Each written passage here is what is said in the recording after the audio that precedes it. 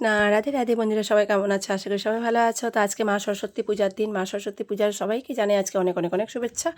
তো আজকে মা সরস্বতী পূজার দিন দেখো, সকাল সকাল উঠে বাড়ির সমস্ত কাজ সেরে ছেলেকে নিয়ে চলে আসলাম মায়ের পুজো দেখতে। কারণ এখানে এই কাকিমণিদের বাড়িতে, মানে আমাদের পাশের বাড়ি কাকিমণিদের বাড়িতে খুব সুন্দর করে ওরা মা সরস্বতীর পুজো করে। প্রত্যেক বছর আমরা এখানেই অঞ্জলি নিই, খুব ভালো লাগে। কারণ এই কাকিমণিদের বাড়িতে প্রত্যেক বছর খুব সময় মতো পুজো হয়। সকাল 7টার মধ্যে ব্রাহ্মণ চলে আসে, 7:30টার ভিতরে ওদের পুজো হয়ে যায়। তো সেই জন্য আমার খুব ভালো লাগে। সকাল সকাল পুজোটা হয়ে গেলে মানে তুমি সারাদিন অন্য অন্য কাজ করতে পারবে। তো বসে থাকতে দেখো ভালো লাগে না। তো আমি ছেলেকে বললাম যে চল তাড়াতাড়ি করে স্নান টান করে নে। তো প্রচণ্ড ঠান্ডা, কী করবো বলো? ছেলে তো বলছে যে মা আমি আর একটু পরে উঠবো। তো ওকে আমি জোর করে উঠিয়ে স্নান টান করিয়ে দিলাম। তারপর রেডি হয়ে আমরা চলে আসলাম এখানে মায়ের পুজো দেখতে, অঞ্জলি নেওয়ার জন্য। তো এখানে এসে দেখি প্রায় ব্রাহ্মণ পুজো আরম্ভই করে দিয়েছে।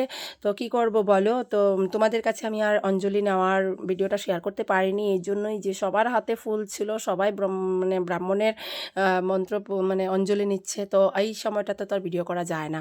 তো যখন অঞ্জলি হয়ে গেছে আমরা সবাই প্রণাম করলাম, ব্রাহ্মণ মশাই চলে গেল। তারপর আমরা সবাই মিলে প্রসাদ পাচ্ছি দেখো। কারণ এই বাড়ি কাকিমণির মেয়ে কিন্তু সবাইকে পড়ায়, তার জন্য এখানে অনেক ছাত্ররা এসছে। রাধে রাধে।